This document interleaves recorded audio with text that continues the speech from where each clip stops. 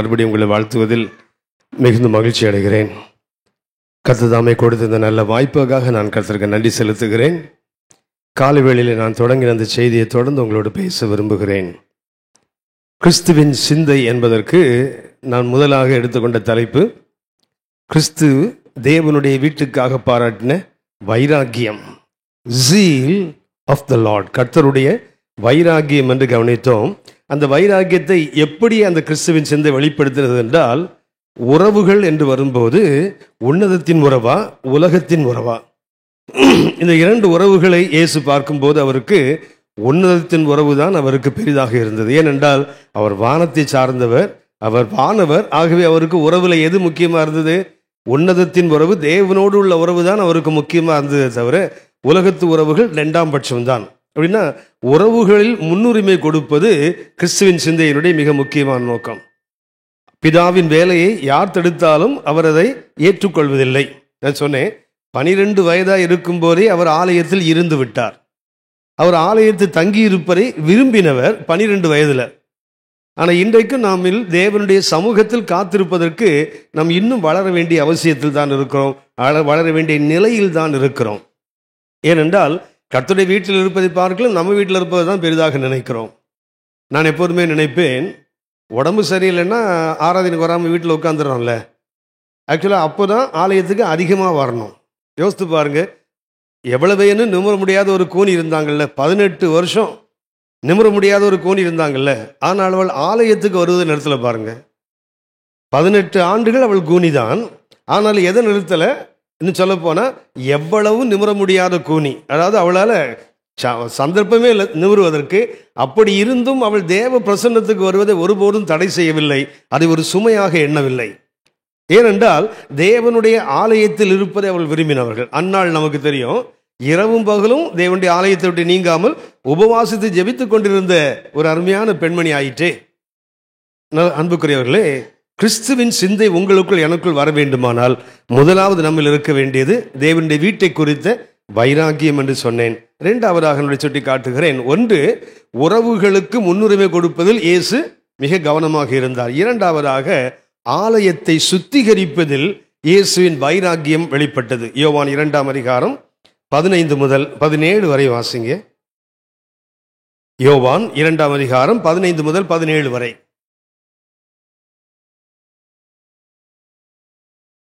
கயிற்றினால் ஒரு சவுக்கை உண்டாக்கி, அநேகர் கேட்கிற கேள்வி, கோபம் வந்தாலும் பாவம் செய்யாதீர்கள் பைபிளில் போட்டிருக்குது. இயேசுநாதர் கோபம் வந்து சவுக்குனால அடிச்சிருக்கிறாரு அப்படின்னா அது கோபம் இல்லையா?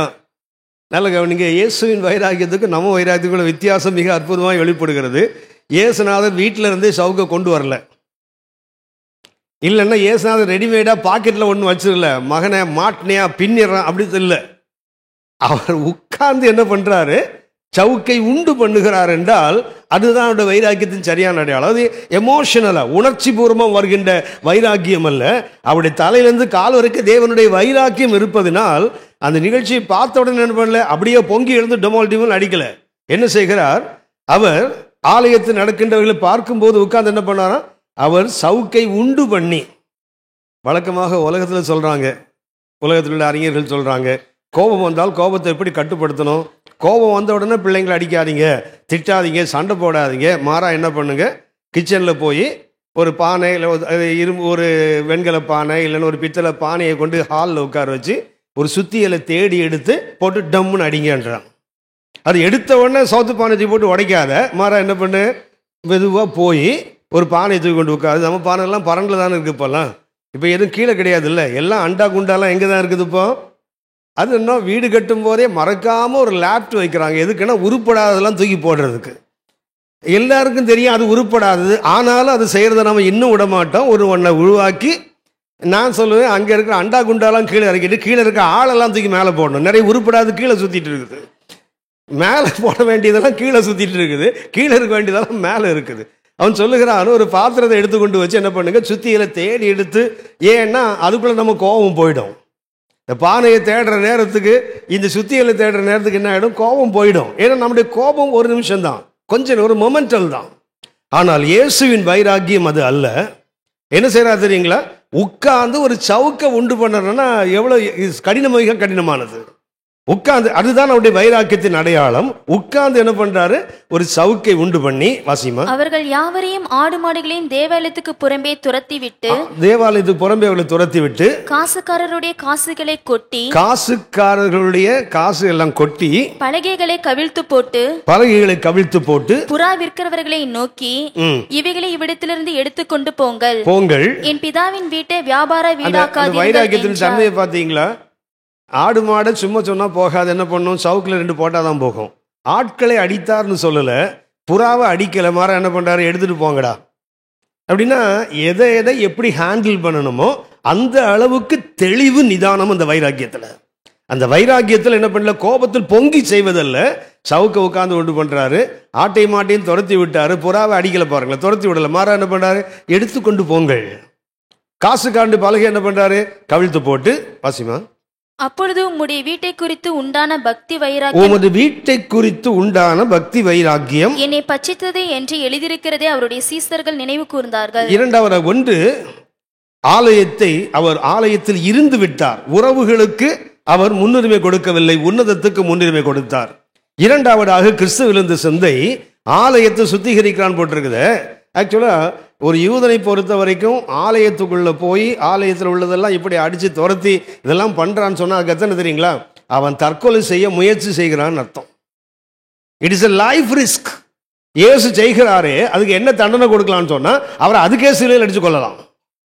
ஆலயத்தில் இவைகள்லாம் எதுக்கு இருக்குது, ஆலயத்தை பலி செலுத்துவதற்காக வைக்கப்பட்டிருக்குது. புறாக்கள், காசு, இல்லை என்றால் இந்த ஆடு மாடுகள் எதற்கு வைக்கப்பட்டிருக்கிறது, தேவனுக்கு பலி செலுத்துவதற்காக வைக்கப்பட்டவைகள். இயேசுவை என்ன பண்றாரு, அவைகளை துரத்தி விடுகிறார், அவர்களை எடுத்து போங்க சொல்லி அதிகாரம் செய்கிறாரு. அதுக்கு அர்த்தம் என்ன தெரியுங்களா, மத தலைவர்களை அன்றைக்கு எதிர்ப்பது அது தன்னைத்தானே அழித்துக் கொள்வதற்கு சமம். Life risk. இயேசுவின் வைராக்கியம் அதை செய்தது. ஏனென்றால் உங்களுக்கு தெரியும், தேவாலயத்தில் அந்த எருசலேம் ஆலயத்தினுடைய பரப்பளவே 36 ஏக்கர். எருசலேம் ஆலயத்தினுடைய பரப்பளவே 36 ஏக்கர். அந்த ஆலயத்தை சில பகுதிகளாக பிரித்திருப்பார்கள். முதல் பகுதிக்கு பேரு புறஜாதிகளுடைய பகுதி, ஜென்டைல் கோர்ட். அந்த புறஜாதிகளுக்குள்ள உங்களுக்கு தெரியும், யூதர்களுடைய தேவாலயத்துக்குள்ள புறஜாதிகள் போகக்கூடாது. ஆனால் தேவாலயத்தில் முதல் பகுதி யாருக்கு என்றால் புறஜாதிகளுக்கு, ஜென்டைல் கோர்ட். ஏசாயா 56ஆம் அதிகாரம் 7ஆம் வசனத்தை வாசித்து கொஞ்சம் வாசிங்களேன். ஏசாயா 56:7. நான் என் பரிசுத்த பர்வதத்துக்கு கொண்டு வந்து, நான் யாரு, புறவினத்து மக்களை என் பரிசுத்த பர்வதத்துக்கு கொண்டு வந்து என் ஜெப வீட்டிலே அவர்களை மகிழ பண்ணுவேன், என் ஜெப வீட்டிலே அவர்களை மகிழ பண்ணுவேன். அவர்களுடைய சர்வாங்க தகனங்களும் அவர்களுடைய பலிகளும் என் பலிப்பிடத்தின் மேல் அங்கீகரிக்கப்பட்டிருக்கும். என்னுடைய வீடு சகல ஜனங்களுக்கும் ஜெப வீடு. என்னுடைய வீடு யூதனுக்கு மாத்திரமல்ல, சகல ஜனங்களுக்கும் என்றால் தேவனுடைய ஆலயம் யாருக்கு, வெறும் யூதர்களுக்கு மாத்திரமல்ல, மொத்த புறவினத்து மக்களுக்கும், ஃபார் ஆல் தி நேஷன்ஸ், எல்லா மக்கள் இனங்களுக்கும் பொதுவானது தேவனுடைய ஆலயம். ஆகவே எருசலேம் ஆலயத்தில் என்ன இருந்தது, முதல் பகுதி ஜென்டைல் கோர்ட், புறஜாதிகளின் கோர்ட். அதுக்கு அடுத்தது உமன்ஸ் கோர்ட், பெண்களுடைய பகுதி. உங்களுக்கு தெரியும் நினைக்கிறேன், ஆலயத்துக்குள்ள யூதர்கள் ஆண்கள் மாத்திரம்தான் போகலாம். பெண்கள் என்ன பெண்ணா, ஆலயத்தின் ஒரு பகுதி இருக்கும், அது பெண்கள் அது வரைக்கும் தான் போகலாம். அங்கே தான் காணிக்கை பெட்டிலாம் இருக்கும். இயேசு உட்கார்ந்து காணிக்கை போட்டதை பார்த்துட்டு இருந்தாரு. ஒரு விதவை 2 காசு போட்டாங்களே, அது எங்க இருக்குதுன்னு சொன்னா அந்த பெண்கள் கோர்ட்ல தான். பெண்கள் அந்த எல்லையை தாண்டி, அதாவது புறஜாதிகள் அவங்க எல்லையை தாண்டி போகக்கூடாது. அதுக்கு அடுத்தது யூத பெண்கள் அந்த எல்லையை தாண்டி போகக்கூடாது. அதுக்கப்புறம் யூத ஆண்கள் ஆலயத்தை சுற்றி ஒரு சேம்பர்ஸ், அறைகள் இருக்கும், அதுல யார் போகலாம், யூத ஆண்கள் போகலாம். ஆலயத்துக்குள்ள ஆசாரியன் தான் போகணும். அதுல மகா பரிசுத்தலத்துக்குள்ள பிரதான ஆசிரியர் வருஷத்துக்கு ஒரு முறை தான் போக வேண்டும். அப்படின்னா ஆலயத்தின் அமைப்பு என்னவென்றால், முதல்ல என்ன இருக்கும், புறஜாதிகளுடைய கோர்ட், புறஜாதிகளுடைய பகுதி, அடுத்தது பெண்களுடைய பகுதி, அப்புறம் யூத ஆண்களுடைய பகுதி, அப்புறம் ஆசாரியனுடைய பகுதி, அப்புறம் பிரதான ஆசாரியனுடைய பகுதி. இயேசு வாழ்ந்த காலத்துல அந்த புறஜாதியார் வர்ற பகுதி இருக்கு தெரியுங்களா, அதைத்தான் வியாபார ஸ்தலமாக மாற்றிவிட்டார்கள். இயேசு எதை சுத்திகரித்தார் என்றால், ஆலயத்தை மொத்தத்தையும் இல்ல, ஆலயத்துல அந்த புறஜாதியாருக்காக ஒதுக்கப்பட்டிருந்தது அந்த பகுதி என்னவோ மாத்திட்டாங்க, வியாபாரம் செய்கின்ற இடமாக. ஆடு மாடுகளை விற்பதற்கு, புறாக்களை விற்பதற்கு, காசுக்காரர்கள் காசை மாற்றம், மணி எக்ஸ்சேஞ்சஸ், பணத்தை மாற்றுறதுக்கெல்லாம் அவங்க பயன்படுத்த ஆரம்பித்தார்கள். அப்படின்னு என்ன அர்த்தம்னா, புறஜாதிகள் ஆலயத்துக்குள்ள வர முடியாது. புறவினத்து மக்கள் தேவனை ஆராதிப்பதற்கு தன்னுடைய வீடு எல்லா ஜனங்களுக்கும் ஜெப வீடு என்று எழுதியிருக்கிறபடி புறஜாதிகளுக்கென்று ஒரு இடத்தை ஒதுக்கினால் அந்த இடத்தை யார் பிடித்து கொண்டாங்க? வியாபாரிகள். அன்புக்குரியவர்களே, இன்னைக்கு நான் சொல்லுகிறேன், இன்றைக்கு நீங்களும் நானும் தான் ஆலயம். நம்முடைய ஆலயத்திலும் என்ன பகுதி இருக்குது? புறவினத்து மக்களுக்கென்று ஒரு பகுதி கண்டிப்பா இருக்கணும். ஆனால் இன்றைக்கு அது எதை பிடிச்சிருக்கு தெரியுங்களா? வியாபார ஸ்தலமாக மாறி இருக்கிறது. இயேசுவின் வைராக்கியம் அந்த புறவினத்து மக்களுக்கு, இது சகல ஜனங்களுக்கும் ஜெப வீடு. நீங்களும் நானும் ஜெப வீடு, தேவனுடைய ஆலயம் தான். இது யாருக்கு மாத்திரம்? கிறிஸ்தவர்களுக்கு மாத்திரமல்ல, விசுவாசிகளுக்கு மாத்திரமல்ல, ஒரே மாதிரி உபதேசத்தை சார்ந்தவர்களுக்கு மாத்திரமல்ல, மொத்த மனித குலத்துக்கும் நீங்களும் நானும் தேவனுடைய ஆலயம். இந்த ஆலயத்துல முன்பகுதி யாருக்கு? It is only for the gentiles, புறஜாதிகளுக்கு ஒதுக்கப்பட்ட பகுதி. அந்த பகுதி இன்னைக்கு என்னவா மாறி இருக்குது? வியாபார ஸ்தலமாக. எரேமியா 7ஆம் அதிகாரம் 11ஆம் வசனம் வாசிங்க. Book of Jeremiah chapter 7 and verse 11. என் நாமம் தரிக்கப்பட்ட இந்த ஆலயம், என் நாமம் தரிக்கப்பட்ட இந்த ஆலயம் உங்கள் பார்வைக்கு கல்லர் குகையாயிற்றோ. ஏசாயா 56:7 எரேமியா 7:11 இணைந்ததுதான் இயேசுவினுடைய வைராக்கியத்துக்கு பின்னாடி சுட்டி காட்டப்படுகிற யோவான் 2:15 முதல் 17 வரை. புதிய ஏற்பாட்டில் சொல்லப்பட்ட அந்த கருத்துக்கள் பழைய ஏற்பாட்டின் 2 பகுதிகளை சார்ந்தது. ஒன்று ஏசாயா 56:7, என்னுடைய ஜெப வீட்டில் சகல ஜனங்களையும் கொண்டு வந்து நான் அவர்களை மகிழ பண்ணுவேன், என்னுடைய வீடு சகல ஜனங்களுக்கும் ஜெப வீடு. எரேமியா 7:11 சொல்லுகிறார், என்னுடைய வீடு உங்கள் பார்வைக்கு கல்வர் குகையாயிற்றோ. திரும்ப சொல்லுகிறேன், எருசலேம் ஆலயம் அன்றைக்கு இயேசுக்குள்ள போகும்போது, ஆலயத்துக்குள் இயேசு போகும்போது அது எப்படி இருந்ததுன்னா, எருசலேமிலிருந்து எரிகோவுக்கு போகின்ற ஒரு சாலை இருந்ததே. லூக்கா 10ஆம் அதிகாரம் 30ஆம் வசனம் பார்த்தீங்கன்னா, ஒரு மனிதன் எருசலேமிலிருந்து எரிகோவுக்கு போனான், வழியிலே கல்வர் கையில் அகப்பட்டானே. எருசலேமுக்கும் எரிகோவுக்கும் இடைக்கப்பட்ட இருக்கிற ஒரு மலைப்பாதை, இன்னும் சொல்ல போனா அது ஒரு காட்டு அடர்ந்த பகுதி. இயேசு எருசலேம் ஆலயத்தின் முன்பகுதியை பார்க்கும்போது அவருக்கு எப்படி தெரிஞ்சதுன்னா, அந்த காட்டு பகுதி போல தெரிஞ்சது. தேவனுடைய ஆலயம் என்னவா மாறிட்டு? கல்வர் குகையாக மாறி போய்விட்டது. இயேசு ஆகியவை தன் வைராக்கியம் பாராட்டுகிறார். ஏன்? புறவனத்து மக்கள் வந்து ஆராதிக்க வேண்டிய இடத்தை வியாபார ஸ்தலமாக மாற்றி விட்டீர்களே. நீங்கள் நானும் தேவனுடைய ஆலயம். நான் திரும்பவும் சொல்லுகிறேன், இந்த ஆலயத்தில் இன்றைக்கு 2 விதமான கப்பல்களை வேதம் சொல்லுகிறது. 1 தீமோத்தேயு 1ஆம் அதிகாரம் 19ஆம் வசனத்துல ஒரு கப்பல் இருக்கிறது, அதற்கு பேர் விசுவாச கப்பல். நீதிமொழிகள் 31ஆம் அதிகாரம் 14ஆம் வசனத்துல இன்னும் ஒரு கப்பல் இருக்குது, வியாபார கப்பல். வேதத்தில் 2 கப்பல்களை வாசிக்கிறோம். ஒரு கப்பல் விசுவாச கப்பல், 1 தீமோத்தேயு 1:19. நீதிமொழிகள் 31:14 வாசிக்கிறோம், அங்கே ஒரு கப்பலை வாசிக்கிறோம், வியாபார கப்பல். இன்றைக்கு தேவனுடைய ஆலயமாகி நீங்களும் நாளும் விசுவாச கப்பலாய் இருக்கிறோமா இல்ல வியாபார கப்பலாய் இருக்கிறோமான்னு பார்க்க வேண்டும். தேவனுடைய ஆலயம் இன்னைக்கு என்னவா மாறி இருக்கிறது? அன்புக்குரியவர்களே, பொருள் ஆசை, என் பொருள் பாவம் அல்ல, பொருள் ஆசை, ஐஸ்வர்யம் பாவம் அல்ல. ஏன்னா நம்ம ஆண்டவரே ஐஸ்வர்ய சம்பன்னர். ஆனால் அந்த பொருள் மேல் வைக்கிற ஆசை இருக்கிற, அது என்ன செய்யும் என்றால் உங்களுடைய என்னுடைய ஆவிக்குரிய வாழ்க்கையை கல்வர் குகையாக மாற்றிவிடும். செல்வம் பாவம் அல்ல, ஆனால் செல்வம் என்ன செய்யும் என்றால் தேவனை விட்டு விலகி மாம்சத்தின் மேல் நம்பிக்கை வைக்கின்ற ஒரு இடத்துக்கு உங்களையும் அழைத்து செல்லும். ஆகவே தான் இயேசு வைராக்கியம் பாராட்டுகிறார். கிறிஸ்துவின் சிந்தை என்னவென்றால், கர்த்தருடைய ஆலயம் எல்லா ஜனங்களுக்கும் ஜெப வீடு. ஆனால் நாம் இன்றைக்கு அதை என்னவாக மாற்றுகிறோம்? கல்வர் குகையாக. அதாவது பொருள் ஆசை எப்போது எனக்குள்ளே வருகிறதோ, நமக்குள்ளே வருகிறதோ, அப்போது நாம் கல்வர் குகையாக மாறுகிறோம். அதை சுத்திகரிக்க வேண்டிய அவசியம் உண்டு. இயேசுவின் சிந்தை அதுதான். என் வீட்டை வியாபார ஸ்தலமாக மாற்றி விட்டீர்களே என்று இயேசு பொங்கி எழுந்தாரே. காரணம் என்னவென்றால், இன்றைக்கு ஆவிக்குரிய உலகத்தில் சில 2 ஆண்டுகள் நினைக்க முன்னாடி கோயம்புத்தூர்ல ஒரு பெரிய ஹோட்டல்ல ஒரு கருத்தரங்கு நடத்தினார்கள். எதுக்கு அந்த கருத்தரங்குன்னா, கருத்தரங்கு தலைப்பு என்ன தெரியுங்களா? ஹவு டு பிகம் ரிச், எப்படி பணக்காரன் ஆவது என்பதை வேதத்திலிருந்து கற்றுக் கொடுக்கிறாங்களாம். எப்படி பணக்காரனாவுக்கு வேதத்துக்கு போக வேண்டாம், திருடனவன்ட்ட போனாலே ஒழுங்கா சொல்லி தருவான், லஞ்சம் வாங்கிட்டு போனா ஒழுங்கா சொல்லி தருவான், கள்ள நோட்டு அடிக்கிறவன் போனா கரெக்டா சொல்லி தருவான். இதுக்கு வேதம் வேண்டாம். எதுக்கு வேணும்? ஹவு டு பிகம் புவர், அதுக்கு தான் வேதம் வேண்டும். இன்றைக்கு இயேசு சொன்னாரே, அவருடைய பரலோக ராஜ்யத்தின் சட்டங்களாக அது மலை பொழிவு என்று சொல்லுகிறார்களே, மலை பிரசங்கம். அது மலை பிரசங்கம் மாத்திரமல்ல, அது சமவெளி பிரசங்கமும் கூட. லூக்கா 6ஆம் அதிகாரம் 16ஆம் வசனத்தை வாசித்து பார்த்தீங்கன்னா, இயேசு சமனான ஒரு இடத்துல இருந்து தான் பிரசங்கித்தான் போட்டிருக்குது. மத்தேயு 5ஆம் அதிகாரம் 1ஆம் வசனத்துல மலையில் பிரசங்கித்தார். அதே கருத்துக்களை லூக்கா எழுதும் போது சமமான ஒரு பூமியில் என்று பிரசங்கித்தான் போட்டிருக்குது. மலையாக இருந்தாலும் சரி, சமபூமியாக இருந்தாலும் சரி, இயேசுவின் உபதேசம் மாத்திரம் மாறாது. அது உயரமாக இருந்தாலும் தாழ்வாக இருந்தாலும் அவருடைய வார்த்தை மாறாது.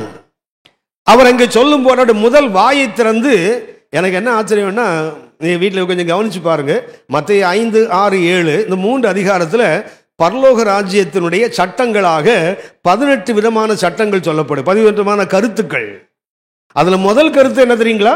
ஆசீர்வாதம் என்றால் என்ன? அதான் இயேசு சொன்ன முதலாவது கருத்து. இயேசு சொன்ன முதலாவது, blessed are the poor, blessed are the meek, blessed are the mourners. இப்படிதான் சொல்வார். அது ஆசீர்வதிக்கப்பட்டவன் யார், ஆசீர்வதிக்கப்பட்டவன் யார். 8 விதமான ஆசீர்வாதங்களை இயேசு அதில் சொல்லுவார். ஒன்னு கூட வீடு, காரு, பங்களா, பணம், பொருள், பிள்ளைகள் இல்லை. இயேசு சொன்ன ஆசீர்வாதத்தை நீங்க கவனிச்சு பார்த்தீங்கன்னா, முதலாவது ஆசீர்வாதம் என்ன தெரியுங்களா? ஆவியிலே எளிமை அல்ல, ஏழ்மை. ஆவியிலே எளிமை என்று தமிழ்ல மொழியாக்கம் பண்றாங்களே, அது எளிமை அல்ல, ஏழ்மை. டோகோஸ் என்ற ஒரு கிரேக்க வார்த்தை பயன்படுத்துறாங்க. டோகோஸ் என்றால் நம்ம வானிலை சொன்னா எதுவுமே இல்லாதவன், எதுவுமே இல்லாதவன். ஃபீனியோ என்ற ஒரு கிரேக்க ஒரு வார்த்தை பயன்படுத்துறாங்க. ஏழை என்பதுக்கு புதிய ஏற்பாட்டில் 2 வார்த்தை பயன்படுத்துறாங்க. ஒரு வார்த்தை என்னவென்றால் எதுவுமே இல்லாதவன், இன்னொரு வார்த்தை என்னவென்றால் அண்ணாடங்காட்சின்னு சொல்றோமே, அன்னைக்கு பாடுபடுவான், அன்னைக்கு வயத்தை கழுவுவான், அவன் தான். ஏழை என்பதுக்கு 2 வார்த்தை பயன்படுத்துறாங்க. அதுல இயேசு பயன்படுத்தின வார்த்தை ஒன்றுமே இல்லாதவன் என்ற அர்த்தம், ஒன்றுமே இல்லாதவன் என்ற அர்த்தம். அப்படின்னா இயேசு சொன்னது, யார் தரித்திரனா இருக்கிறானோ, எதுல? உலகத்தில் இல்ல, ஆவியில யார் தரித்திரனாக இருக்கிறானோ அவன் தான் ஆசீர்வதிக்கப்பட்டவன். அப்படின்னா நீங்களும் நானும் இன்றைக்கு உலகம், இன்றைக்கு குறிப்பாக கிறிஸ்தவ உலகத்துல ஆசீர்வாதம் என்ற வார்த்தையை எடுத்துட்டீங்கன்னா நிறைய பேர் பிரசங்கம் அர்த்தம் இல்லாமல் போயிடும். இன்னைக்கு அநேக வார்த்தைகள் நம்ம எல்லாருக்கும் தெரியும். ஜனவரி மாதம் இப்போ தானே தொடங்கி இருக்கிறோம். ஜனவரி 1ஆம் தேதி ஆவிக்குரிய சபைகள் சொல்ற சபைகள் இல்லை பாரம்பரிய சபைகள் எல்லாத்துலேயும் பார்த்தீங்கன்னா எல்லா பிரசங்கியார் கையில் என்ன இருக்கும்? பைபிள் இருக்குதோ இல்லையோ ஒரு குடுகுடுப்பு இருக்கும். நல்ல காலம் பிறக்குது, நல்ல காலம் பிறக்குதுன்னு தானே அடிச்சாங்க. யோசித்து பாருங்க, ஆசீர்வாதம் என்ற வார்த்தையை ஆவிக்குரிய உலகம் தவறாக புரிந்து கொண்டிருக்கிறது. ஆசீர்வாதம் என்பது உங்களுக்கு தெரியும் எனக்கு, இங்கே தொடங்கணும் அங்கே தொடரணும், அதுக்கு பேர் தான் ஆசீர்வாதம்.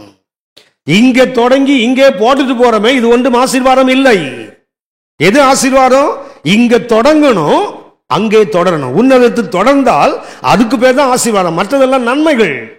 கர்த்தர் நம்ம மேல் இரக்கம் பாராட்டி நமக்கு கொடுப்பது. சங்கீதக்காரன் சொல்லலையா, நன்மையும் கிருபையும் என்னை தொடரும். நாம தொடர வேண்டியதல்ல, நம்ம தொடர்ந்து வர வேண்டியது நன்மைகள், குட்னஸ் ஆஃப் காட். அது ஆசீர்வாதம் அல்ல. எது ஆசீர்வாதம்? உன்னதத்துக்குரியவைகளுக்கு பேர் தான் ஆசீர்வாதம். அது என்ன செய்யும்னா இங்கே தொடங்கும் அங்கே தொடரும். அன்புக்குரியவர்களே, இந்த பொருள் என்ன செய்யும் என்றால், பொருள் பாவம் அல்ல, ஐஸ்வர்யங்கள் பாவம் அல்ல, ஆனால் அது பாவத்துக்கு அடித்தளமாக மாறிவிடும். நம்ம எல்லாருக்கும் தெரிந்த வசனம் எரேமியா 17ஆம் அதிகாரம் 5ஆம் வசனத்தை இப்படி வாசிக்கிறோம். மனுஷன் மேல் நம்பிக்கை வைத்து மாம்சமானதை புயபலமாக்கி கொண்டு கர்த்தரை விட்டு விலகுகிறவன், அதுதான் பொருள் செய்யும். பணம் என்ன செய்யும்? ஐஸ்வர்யங்கள் என்ன செய்யும் என்றால், அது என்ன பண்ணும்? முதல்ல மனுஷன் மேல நம்பிக்கை வைக்கும், மாம்சமானதை புயபலமாக்கி கொள்ளும். அடுத்த ஸ்டேஜ் என்ன தெரியுங்களா? கர்த்தரை விட்டு விலக வைக்கும். இன்னும் சொல்ல போனால் அது ஒரு போலியான நம்பிக்கையை உருவாக்கிவிடும். வேத வசனத்துக்கு அப்பாற்பட்ட ஒரு நம்பிக்கையை இந்த பணம் உருவாக்கிடும். It will create a false hope. ஒரு தப்பான நம்பிக்கையை உருவாக்கிவிடும். என்ன யோசித்து பாருங்க, பாக்கெட் நிறைய பணம் இருந்தா நமக்கு என்ன பைத்தியமா 3 நாள் உபவாசம் கிடந்து ஜெபம் பண்ணி கர்த்தாவே நான் என்ன செய்யணும்னு சொல்றதுக்கு? காசு இருந்தா என்ன பண்ணுவோம்? அவன் செட் கோ தான், டொம்முன்னு ஒரு சத்தம் கேட்டா 100 மீட்டர்ஸ் ஓடுற மாதிரி ஓடிடுவோம். ஏன்னா பணம் பாக்கெட்ல இருக்க. பணம் இல்லைன்னா தான் கர்த்தாவே நீங்க தான் கொடுக்கணும் ஆண்டவரே, என்ன செய்வீங்களோ தெரியாத ஆண்டவரே, நீங்க தான். எப்போ வருவோம்னா பாக்கெட்ல வெயிட் இருந்தா வராது, பாக்கெட் காலியா இருந்தா தானா வந்துடும் அந்த புத்தி. சொல்லுகிறேன், நெஞ்சு வலிக்குதுன்னா காசு இல்லைன்னா என்ன பண்ணும்? உபவாசம் பண்ணி ஜெபிக்கும். ஆண்டவரே நெஞ்சு வலிக்கு, ஆண்டவரே எடுத்து தொலைச்சிடாதே ஆண்டவரே ஜெபம் பண்ணுவோம்ல. அதுவே காசு இருந்தா நேர இருக்கிறதுல பெரிய ஹாஸ்பிட்டலில் போய் என்ன பண்ணுவோம்? அங்க ஸ்கேன் பண்ண போய் உட்கார்ந்துருப்போம் இல்லையா? ஆஞ்சியோகிராம் எடுக்கலாம், ஆஞ்சியோபிளாஸ்டிக் பண்ணலாம், அப்படி போயிடுவோம்ல. வலி இல்லாம இப்பெல்லாம் ஹார்ட் ஆப்ரேஷன் பண்றாங்களாம், ஆஞ்சியோபிளாஸ்டிக் பண்றாங்க, போயிடுவோம் இல்லையே. காசு இருந்தால் அதைத்தான் இயேசு சுட்டி காட்டுகிறார். தேவனுடைய ஆலயமாகி நீங்களும் நானும் என்னவாயிடக்கூடாது, கள்வர் குகையாக மாறிவிடக்கூடாது. என்றைக்கு பொருளாசை வருகிறதோ, எங்க காசு சத்தம் அங்க கேட்கிறோ என்ன ஆயிடும் சொன்னா அது அவனுக்கு ஒரு தவறான நம்பிக்கை உண்டாக்கும். இது செல்வத்தினால் வருகின்ற, ஏன் இயேசு அவ்வளவு வைராக்கியம் பாராட்டுகிறார்? சவுக்கை உண்டு பண்ணி துரத்த வேண்டியவர்களை துரத்துகிறார், எடுத்துக்கொண்டு போய் நிறுத்துகிறார், காசுக்காரன் பலைகளை தலைகளாய் கவிழ்த்து போடுகிறார். ஏனென்றால் அவருடைய வீட்டை குறித்த வைராக்கியம். அவருடைய வைராக்கியம் என்ன? இது சகல ஜனங்களுக்கும் ஜெப வீடு, இது என்னவாயிடக்கூடாது, கள்வர் குகையாக மாறிவிடக்கூடாது. அந்த சிந்தை இன்றைக்கு உங்களுக்குள் எனக்குள் வர வேண்டும். மறுபடியும் சொல்லுகிறேன், பொருள் பாவம் அல்ல. பொருளுக்கு இயேசு தரித்திரனா தான் இருக்கணும் அப்படி சொல்லல உலகத்துல. ஆனால் ஆவிக்குரிய வாழ்க்கையில, ஆவியில என்ன இருக்க வேண்டும்? ஆவியிலே அந்த ஏழ்மை, எளிமை அல்ல, ஆவியிலே அந்த ஏழ்மை. டோகோஸ் என்ற வார்த்தையின் பொருள் அதுதான். ஒண்ணு இல்லாதவன் தரித்திரனா சாதாரண தரித்திரம் அல்ல, அட்ட தரித்திரம். அது மாதிரி கமுத்து போட்டு அடிச்சாலும் கால் காசு வெளியே வரக்கூடாது, அவனுக்கு பேர் தான் அது எளிமை என்று சொல்லுகின்ற வார்த்தைக்கு பொருள். அன்புக்குரியவர்களே, இன்றைக்கு இந்த பணத்தினால் வருகின்ற சில தீமைகளை, செல்வத்தால் வருகின்ற சில தீமைகளை வேத வசனத்தை நான் சுட்டி காட்டுகிறேன். ஒன்று, இது என்ன செய்யும்னா உறவுகளை உடைக்கும். ஏன் சகல ஜனங்களுக்கும் இன்றைக்கு நீங்களும் நானும் தேவனுடைய ஆலயமாய் இருக்க வேண்டியவர்கள். ஏன் நாம் இன்றைக்கு பணம் வந்துட்டா என்ன பண்ண தெரியுங்களா? உறவுகளை உடைக்கும், நல்ல உறவுகளை தொலைக்க வைக்கும். ஆதியாகமம் 31ஆம் அதிகாரம் 1-2 இந்த 2 வசனங்களை வாசித்து பார்ப்பீர்களானால், லாபானுடைய பிள்ளைகள், அதாவது யாக்கோபுடைய மைத்துனர்கள் என்ன பண்றான் தெரியுங்களா? அவன் சொல்லுகிறான், என் தகப்பனுடைய செல்வங்களை எடுத்து இவன் என்ன பண்றான், பணக்காரன் ஆயிட்டான். என்ன பண்றான்? யாக்கோபு மேல குற்றச்சாட்டை சொல்லுகிறான். ஏன்? பணம் இல்லாத போது லாபானுக்கு யாக்கோபு வந்தான், பெரிய செல்வந்தனா இல்லாத போது யாக்கோபு வந்தான். லாபானே பின்னாடி சொல்றான், நீ வந்த பிறகுதான் கடவுள் என்ன ஆசீர்வதித்தாங்க நான் பார்க்கிறேன். ஒன்னு இல்லாத பையன், அது ஒரு சாதாரண ஒரு மனிதனாக இருந்தவன். யாக்கோபு வந்த பிறகு இவன் நிமித்தமாக ஆசீர்வதிக்கப்பட்டு செல்வம் வந்தபோது முகநாடி மாறுபடுது பாருங்க. இதுதான் பணம் செய்கின்ற வேலை. என்ன? ஒரு மதிப்பிட முடியாத உறவுகளை உடைத்து விடுகிறது இந்த பணம்.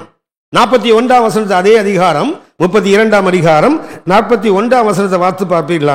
மன்னிக்கணும், 31ஆம் அதிகாரம் 41ஆம் வசனத்தை வாசித்து பார்த்தீங்கன்னா யாக்கோபு சொல்வான், நீ 10 முறை என் சம்பளத்தை மாத்திட்டியே, 10 முறை என் சம்பளத்தை என்ன பண்ணீங்க, மாற்றி விட்டா என்று லாபான்றது பேசுவான். ஏன் தெரியுங்களா? அந்த பணம் வர வர என்ன பண்ணும் தெரியுங்களா? அடுத்தவனுக்கு பகிர்ந்து கொடுக்க மனசு வராது. நல்ல கவனிச்சு பாருங்க. 50 ரூபா சம்பளம் வாங்கும் போது, ஒரு நாளைக்கு 50 ரூபா சம்பளம்னா 5 ரூபா தசமபாகம் கொடுக்க கஷ்டம் இல்லை. 50 ரூபா சம்பளாதிக்கிற ஒருவனுக்கு ஒரு நாளைக்கு 5 ரூபாய் தசமபாகம் கொடுக்க கஷ்டம் இல்லை. அதுவே ஒரு நாளைக்கு 5000 ரூபாய் சம்பாதிக்கும் போது 500 ரூபாய் கொடுக்கிறதுக்கு வைத்த கிடைக்கும். 500 ரூபாயா கொடுக்கணும்? ஏன்னா 50 ரூபாய் இருக்கும்போது 5 ரூபாய் கொடுக்க முடிந்தது இல்லை. ஏன்? இப்ப நிறைய வந்த உடனே நிறைய கொடுக்க பண்ண அவர் தானே. இன்றைக்கு இருப்பது போல சம்பாதிப்பதற்கு திறமையை கொடுத்தவர், கிருபையை கொடுத்தது கர்த்தர் தானே. அப்படின்னா குறைவாக இருக்கும்போது கொடுக்க முடிந்தவர்களுக்கு அதிகமாக வரும்போது யாக்கோபு லாபானும் அதைத்தான் செய்தான். சாதமா இருக்கும்போது அவனை மருமகனாக நடத்தினான். ஆனால் பணம் வந்த போது அவனை கொள்ளக்காரனை பார்க்கிறான் பாருங்க. பணத்தினுடைய கொல்லாத தன்மை என்னவென்றால் உறவுகளை உடைக்கானதை இயேசு கடிந்து கொள்ளுகிறார். என் தகப்பனுடைய வீட கல்வ கோயாக மாற்றாத. இரண்டாவது ஒரு காரணத்தை சொல்லுகிறேன். இந்த பணம் என்ன பண்ணும்னா குடும்பத்தை அழிப்பதற்கு இச்சைகளை உண்டாக்கும். பணத்தினுடைய இரண்டாவது தன்மை என்ன? ஐஸ்வர்யத்தின் இரண்டாவது தன்மை என்னவென்றால் அது இச்சைகளை உருவாக்கி விடும். அதனால குடும்பங்கள் பாழாகி போயிடும். யோசுவாவின் புஸ்தகம் 7ஆம் அதிகாரம் 21ஆம் வசனத்தை பார்த்தீங்கன்னா அங்கே ஆகானை குறித்து வாசிக்கிறோம். ஆகான் ஒரு யூதா கோத்திரத்து பிரபு, ஒரு சாதாரணமான ஆள் அல்ல. தேவன் தெரிந்து கொண்ட ராஜரீகமான ஒரு கோத்திரம். அந்த கோத்திரத்தோட பிரபுதான் இந்த ஆகான். ஆனால் இந்த ஆகானுக்கு ஒரு ஆகாத புத்தி வந்தது பாருங்க. நல்லா தான் இருந்தா அந்த எரிகோவின் கொள்ளை பொருளை பார்த்தவுடன் உனக்கு என்ன வருது? ஒரு ஆசை. என்றைக்கு அந்த இச்சைகள் வருகிறதோ அன்னைக்கு என்ன ஆயிடும் தெரியுங்களா? அவன் மாத்திரம் கொல்லப்படவில்லை, அவன் குடும்பம் முழுவதும் போட்டு கற்குவியலால் மூடி கொல்லப்பட்டார்கள். காரணம் என்ன தெரியுங்களா? பணம். இன்னும் சொல்ல போனா இச்சை. எதை அழிச்சான் தெரியுங்களா? கொஞ்சம் வெள்ளி, கொஞ்சம் பொண்ணு, ஒரு பாபிலோனிய சால்வை, இவ்வளவுதான். இதை கொண்டு போய் என்ன பண்ணான் தெரியுங்களா? அவன் கூடாரத்தின் மையத்திலே அதை தோண்டி பொறிச்சு வச்சான். என்னாச்சுதுங்க, கூடாரத்தை பின்னாடி இவங்க வெளியே தள்ளி அந்த ஆகோர் பள்ளத்தாக்கில் தள்ளி என்ன பண்ணிட்டான், அவனை கற்குவியலால் மூடி கொண்டு போட்டார்களே. இதைத்தான் இயேசு கண்டிக்கிறார். இதுக்கு தான் உங்களுக்கு எனக்கும் வைராக்கியம் வேண்டும், பணம் வேண்டும். ஆனா இச்சைகள் வரும்போது என்ன ஆகும் தெரியுங்களா, அதை எப்படியாவது எடுக்க வேண்டும் என்று தோன்றும், அதுதான் பாவம். மூன்றாவதாக ஒன்றை சொல்லுகிறேன், இந்த பணம் செய்கின்ற வேலை கீழ்ப்படிய விடாது. கர்த்தருடைய வசனத்துக்கு கீழ்ப்படியாமையை கொண்டு வந்து விடும். பணம் இல்லாத வரைக்கும் கீழ்ப்படிந்தவர்கள், உங்களுக்கு புரியும். இல்லாத போது பணம் இல்லை, காசு இல்லை, ஆனால் கர்த்தர் மேல வைராக்கியம் இருந்தது. ஆலயத்தில் பார்த்தீங்கன்னா எப்பவும் உட்கார்ந்துருப்பான், ஆலயத்தில் எந்த கூட்டம்னாலும் ஓடி வருவான். ஆனால் கொஞ்சம் பணம் வர வர என்ன ஆகும் தெரியுங்களா, ஆலயத்துக்கு வர்றது என்னவோ ஏசுநாதருக்கு புண்ணியம் பண்ற மாதிரி வந்து எட்டி பார்த்துட்டு போவான். ஏன்னா கார் வந்துட்டுல, முன்னாடி எப்படி பஸ்ஸை பிடிக்கணும், நடக்கணும், இல்லை சைக்கிளை மிதிக்கணும், இல்லைன்னா ஒரு வாட்டர் டிவிஎஸ் 50 இல்லை இழுத்துட்டு வரணும். அப்போ ஒழுங்கா ஆலயத்துக்கு வந்தவனுக்கு இன்னைக்கு கார் வந்தோன்னு என்ன தோணுது, நினைச்ச உடனே ஆலயத்துக்கு போயிட்டோம்ல, நினைச்சா தானே வர்றதுக்கு, நீ நினைக்க மாட்டிய. இந்த கார் என்ன பண்ணும், அவனை நினைக்க விடாது. இப்படி போயிட்டு அங்கிருந்து அப்படி பார்த்துட்டு அப்படி சர்ச்சுக்கு வந்துடலாமே, அங்க போய் இங்க போய் கடந்த வெட்டி கதை பேசி நேரம் ஆயிடுச்சு, நேரம் வீட்டுக்கே போயிடலாம். என் அன்புக்குரியவர்களே, கீழ்ப்படியாமை உண்டாக்கும். ஆனால் இயேசு அதை கண்டிக்கிறார். தேவனுடைய வீடு என்னவா இருக்கக்கூடாது, கல்வ குகையாக மாறிவிடக் கூடாது. ஏனென்றால் அது கீழ்ப்படியாமையை கொண்டு வரும். 1 சாமுவேல் 15ஆம் அதிகாரம் 9ஆம் வசனம், சவுலை குறித்து வாசிக்கிறோம். கர்த்தர் சொன்னார், அமலேக்கியனை முழுவதுமாக அழித்து விடு. ஆனா அவன் என்ன செய்தான், 1ஆம் தரம் 2ஆம் தரமான பொருள்களை எடுத்து வைத்து விட்டு மட்டமானது 3ஆம் தரமான பொருள்களை அழித்தான். கீழ்ப்படியவில்லை. என்ன தெரியுங்களா, ராஜ மேன்மை அவனை விட்டு போச்சு. ராஜ மேன்மை. ஆச்சரியம் என்ன தெரியுங்களா, தேவன் தெரிந்து கொண்டது யூதா கோத்திரம். யூதா கோத்திரத்தை விட்டு செங்கோல் என்ன செய்யாது, கடந்து போகாது என்று யாக்கோபை கொண்டு தீர்க்கதரிசனம் கர்த்தர் அப்புறம் என்ன பண்ணா தெரியுங்களா, ராஜா வேண்டும் என்று ஜனங்கள் கேட்ட போது அவர் யூதா கோத்திரத்திலிருந்து ஒருவன் எடுக்கல, பென்னமீன் கோத்திரத்திலிருந்து ஒருவன் எடுத்தார். அப்படின்னா அவர் சொன்ன தீர்க்க தரிசனத்துக்கு மாறாக கூட என்ன பண்ணியிருக்காரு, பென்னமீன் கோத்திரத்திலிருந்து எடுத்தார். ஆனால் பரிதாபம் என்ன தெரியுங்களா, அவன் முதல் அரசனை தவறாக தன்னை நிரூபித்து விட்டேன் தெரியுங்களா, அந்த பண ஆசை. இந்த பொருள் ஆசை என்ன பண்ணிட்டு தெரியுங்களா, அவனுக்கு தேவன் கொடுத்த ராஜ மேன்மையை பறிகொடுத்து விட்டது. 4ஆவதாக ஒன்றை சுட்டி காட்டுகிறேன். ஏன் இன்றைக்கு கர்த்தருடைய வீட்டை குறித்து உங்களுக்கு எனக்கும் அது பொருளாசை நிரம்பி விடக்கூடாது என்பதில் வைராக்கியம் வேண்டும் என்றால் 4ஆவது காரணத்தை சுட்டி காட்டுகிறேன். அது கொள்ளையிட வைக்கும், அது கொள்ளையடிக்க தூண்டும். ஆகானாவது திருடி வைத்தான், 4ஆவது என்ன பண்ண தெரியுங்களா, அது கொள்ளையடிக்க வைக்கும். 1 ராஜாக்கள் 20ஆம் அதிகாரம் 6ஆம் வசனத்தை பார்த்தீங்கன்னா, சீரியாவின் ராஜாவாகிய பெனதாத் ஆகாப் இஸ்ரவேலை ஆளும் போது அவன் படையெடுத்து வரும்போது என்ன சொல்றான் தெரியுங்களா, தன்னுடைய ஆட்களை அனுப்பி சொல்லுகிறான், உன்னுடைய பொருள் எல்லாம் என்னுடைய பொருள், ஒன்றரை விலை மதிப்பட்டதான் என்னுடையது என்று சொல்லுவான். 16ஆம் வசனம் வாசிங்க. 16 1 ராஜாக்கள் 20:16.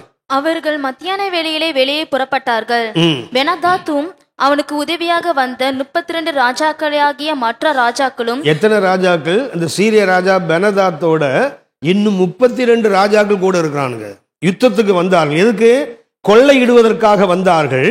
ஆனால் கர்த்தர் மகிமையாய் காரியங்களை மாற்றினார். 20ஆம் வசனத்தை பார்த்தீங்கன்னா, தோல்வி அடைந்து ஓடுகிறான். காரணம் என்ன தெரியுங்களா, என்றைக்கு பொருள் ஆசை வருகிறதோ அது என்ன பண்ணு தெரியுங்களா, அடுத்தவன் பொருளை அபகரித்து எடுக்க தோன்றும், கொள்ளையிட வைக்கும். கொள்ளை என்ன பண்ணு தெரியுங்களா, திரும்ப எழுந்திருக்க முடியாத ஒரு தோல்வியை உண்டாக்கிவிடும். அது பெனதாத் வாழ்க்கையில் நடந்தது. 5ஆவதாக ஒன்றை சுட்டி காட்டுகிறேன். கர்த்தருடைய வீட்டை குறித்து உங்களுக்கு, நாம் தான் அந்த கர்த்தருடைய வீடு, நம்மை குறித்து ஒரு வைராகியம் இருக்கணும். பொருளாசை எந்த விதத்திலும் எனக்குள்ளே நுழைந்து விடக்கூடாது என்பதை நீங்களானும் ஜாக்கிரதையாக இருக்க வேண்டும். 5ஆவதாக ஒன்றை சொல்லுகிறேன், அது ரொம்ப கீழ்த்தரமா நடக்க வைக்கும். நம்ம பாடல சொன்னா மட்டமான வேலைகளில் ஈடுபடும். இது பண ஆசை வந்து விட்டால். 1 ராஜாக்கள் 21ஆம் அதிகாரம் 2ஆம் வசனத்தை பார்த்தீங்கன்னு சொன்னா, அங்கே ஆகாப் என்ன பண்றான், நாபோத்துடைய திராட்சை தோட்டத்தை கேட்கிறான். பாருங்க, ஒரு நாட்டினுடைய அரசன் எதை கேட்கிறான், அவன் அரண்மனைக்கு பக்கத்தில் இருக்கிற ஒரு திராட்சை தோட்டத்தை கேட்கிறான். எதுக்குப்பான்னு கேட்டா அது கீரை தோட்டமா மாத்துறான். ஒரு அரசன், அவனுக்கு நல்ல தெரியும் இஸ்ரவேல் என்ன பண்ணக்கூடாது, சுதந்திரத்தை மாற்றக்கூடாது, முற்பிதாக்களின் எல்லைக்குறியை மாற்றக்கூடாது. இவன் என்ன கேட்கிறான், அதை எனக்கு கொடு, நான் உனக்கு வேற இடம் தரேன். அவன் சொன்னான், ஐயோ என் பிதாக்களுடைய சுதந்திரத்தை நான் என்ன செய்யக்கூடாது, விட்டு விடக்கூடாது. மாறா என்ன பண்ணுது, அவனை கொண்டாகிலும் அதை எடுக்க தோணுது. பாருங்களேன், காரணம் என்ன, இதான் சொன்னேன், கீழ்த்தரமாக நடக்க வைக்கும் பொருள் ஆசை என்பது. கர்த்தருடைய ஆலயமாகி நீங்கள் நானும் ஒரு நாளும் இதற்கு இடம் கொடுக்க கூடாது. இதற்கு கண்டிப்பாக வைராக்கியம் தேவை. இல்லாவிட்டால் நீங்கள் நானும் அதை மாற்ற முடியாது. ஆறாவதாக வேண்டி சொல்லுகிறேன், இது தகாததை செய்யும். பண ஆசை என்ன பண்ணிடும்? தகாததை செய்யும், கண்டிப்பா செய்யும். 2 ராஜாக்கள் 5ஆம் அதிகாரம் 20ஆம் வசனத்தை கொஞ்சம் வாசிங்க. 2 ராஜாக்கள் 5:20. தேவனுடைய மனுஷனாகிய எலிசாவின் வேலைக்காரன் கேயாசி என்பவன் அந்த சீரியனாகிய நாகாமான் கொண்டு வந்ததை என் ஆண்டவன் அவன் கையிலே வாங்காமல் அவனை விட்டு விட்டார். கொஞ்சம் கவனிங்க. அவன் பேர் என்ன பேரு? எலிசாவின் வேலைக்காரனுக்கு பேர் என்ன பேரு? கேயாசி என்றால் பொருள் என்ன? எல்லா பேருக்கும் அர்த்தம் இருக்குல்ல.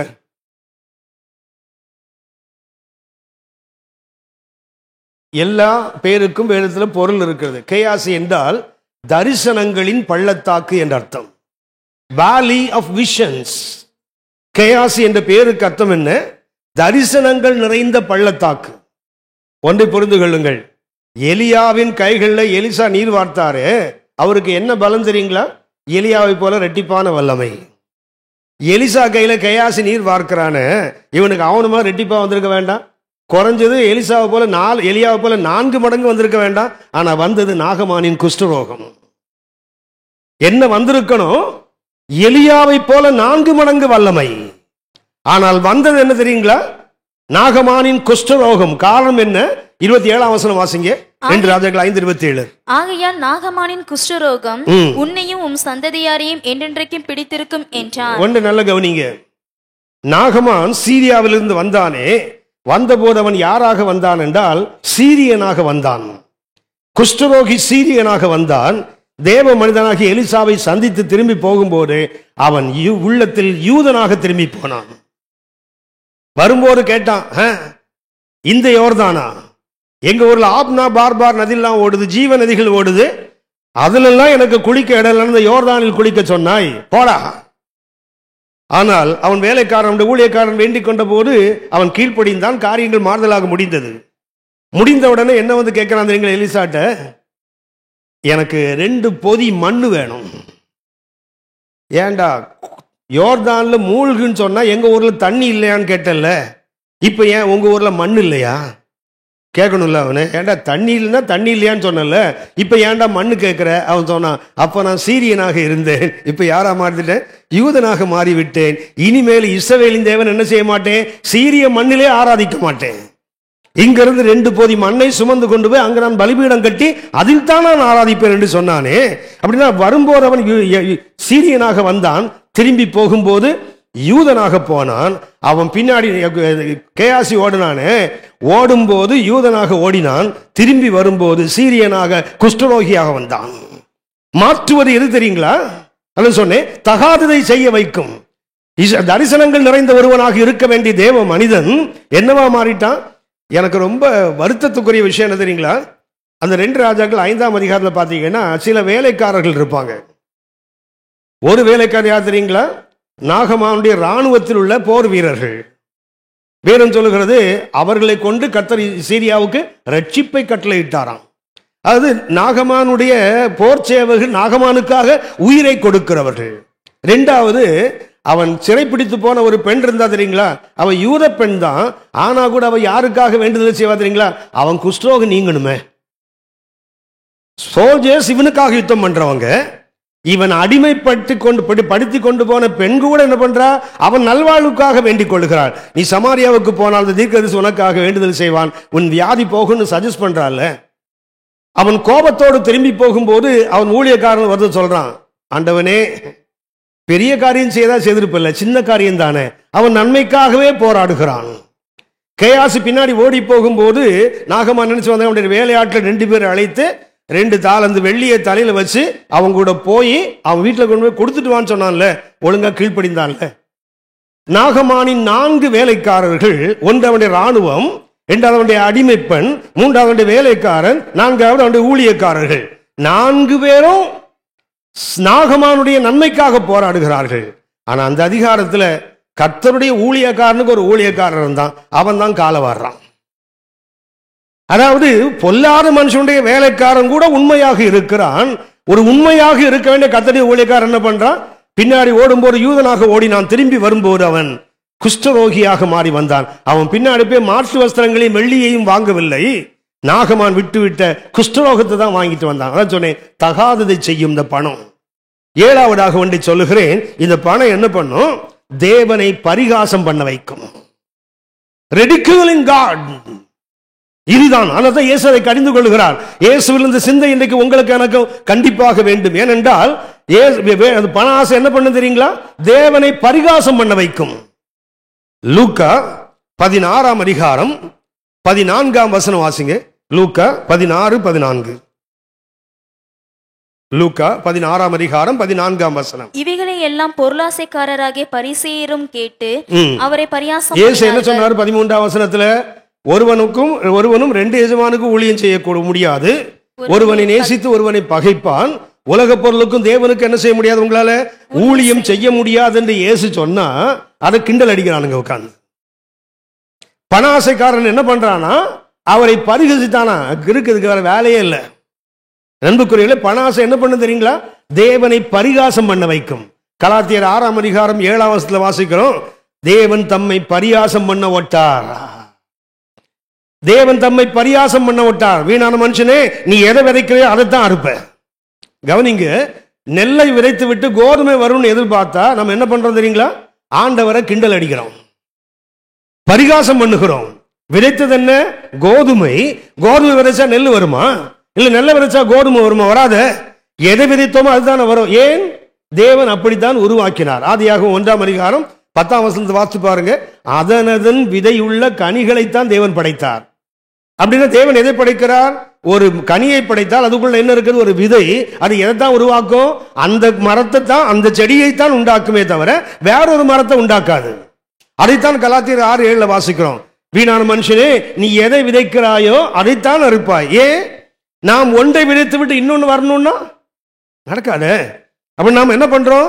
தேவனை பரிகாசம் செய்கிறோம். இந்த பண ஆசை என்ன பண்ணும் தெரியுங்களா? அவர் சொல்லுகிறார், 2 பேருக்கு ஒன்னால ஊழியம் செய்ய முடியாதுப்பா. ஒண்ணுல உலக பொருளுக்கு ஊழியம் செய், இல்லை என்றால் உன்னதத்தின் தேவனுக்கு ஊழியம் செய். 2 கடவுளுக்கு ஒன்னால ஊழியம் செய்ய முடியாது. அந்த லூக்கா 16:13 கொஞ்சம் வாசிங்க. எந்த ஊழியக்காரனும் 2 எஜமான்களுக்கு ஊழியம் செய்யக்கூடாது. 2 எஜமானுக்கு ஊழியம் செய்யக்கூடாது. ஒருவனை பகைத்து மற்றவனை சிநேகிப்பான். அல்லது ஒருவனை பற்றி கொண்டு மற்றவனை அசட்டை பண்ணுவான். தேவனுக்கும் உலக பொருளுக்கும் ஊழியம் தேவனுக்கும் உலக பொருள் என்பது நமக்கு தமிழ்ல அப்படி மொழியாக்கம் பண்றாங்க. ஆனா கிரேக்க மொழியில பாத்தீங்கன்னா மேமோன் என்ற ஒரு வார்த்தை இருக்கு. அதாவது பணத்துக்கு ஒரு கடவுளோட பேர் இருக்கு. அதுல கிரேக்கர்கள் பணக்கடவுளுக்கு வைத்திருக்க பேர் என்ன? மேமோன். இந்த மேமோன் என்ற வார்த்தை தான் 2 கடவுளை இயேசு காட்டுகிறார். ஒன்று என்ன? தேவனுக்கும், அடுத்தது என்ன? பணக்கடவுளுக்கும் உன்னால ஊழியம் செய்ய முடியாது. ஒன்று நல்ல கவனிங்க.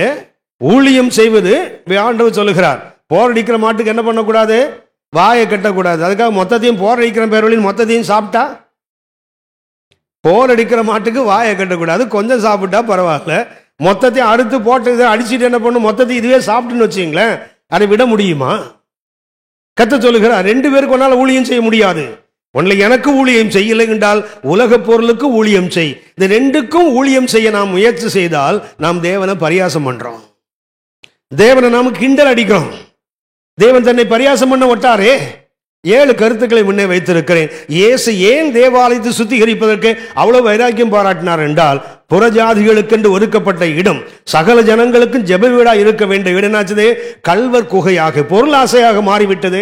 அதற்கு வைராக்கியம். தேவனுடைய பிள்ளையே, இன்னைக்கு உங்களுக்கும் எனக்கும் கிறிஸ்துவின் சிந்தை வேண்டுமானால் என்ன இருக்கணும் தெரியுங்களா?